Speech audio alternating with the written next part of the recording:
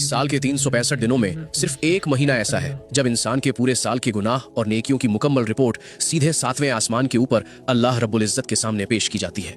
ये महीना ना रमजान है ना मुहर्रम, ये वो महीना है जो अभी आपकी नजरों के सामने से गुजर रहा है, यानी शाबान। लेकिन अफसोस, हम में से अक्सर लोग इसी वक्त सबसे ज्यादा गाफिल यानी बेखबर होते हैं। मेरे भाइयों और बहनों, इस महीने की हकीकत को समझने के लिए हमें मदीना मुनव्वरा के उस मंजर को देखना होगा। हदीस की मशहूर किताब सुनन अन-नसाई में आता है, हजरत मोहम्मद सल्लल्लाहु अलैहि वसल्लम के चहेते सहाबी हजरत उसामा बिन ज़ैद रज़ियल्लाहु अन्हु ने एक बार नबी करीम से पूछा, या रसूल अल्लाह, मैं देखता हूं कि आप शाबान के महीने में कसरत से यानी बहुत ज्यादा रोजे रखते हैं, उतने किसी और महीने में नहीं रखते, इसकी वजह क्या है? इस पर हजरत मोहम्मद सल्लल्लाहु अलैहि वसल्लम ने जो जवाब दिया वो हर मुसलमान का दिल लर्जाने के लिए काफी है।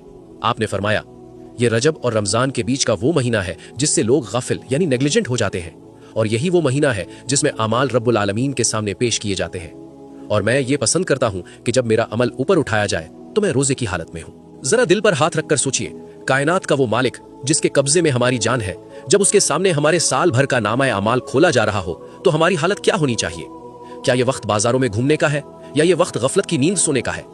उलमा लिखते हैं कि शाबान का महीना बीज बोने का महीना है। अगर आप शाबान में इबादत का बीज नहीं बोएंगे तो रमजान में फसल कैसे काटेंगे? शाबान दरअसल रमजान की रिहर्सल है।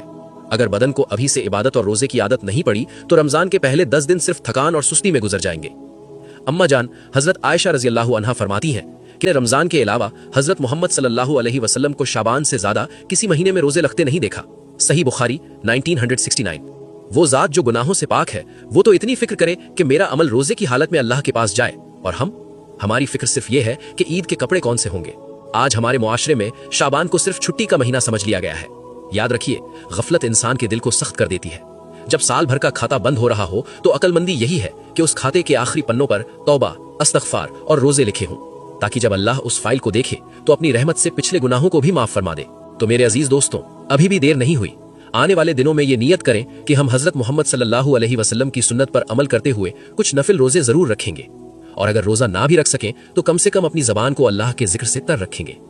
अल्लाह से दुआ है कि जब हमारे अमाल उसके सामने पेश हों तो वो हमसे राजी हो जाए। इस पैगाम को एक जिम्मेदारी समझकर शेयर करें, शायद आपकी वजह से कोई एक शख्स गफलत से जाग जाए। वीडियो को ज़्यादा से ज़्यादा लाइक करना और सब्सक्राइब करना।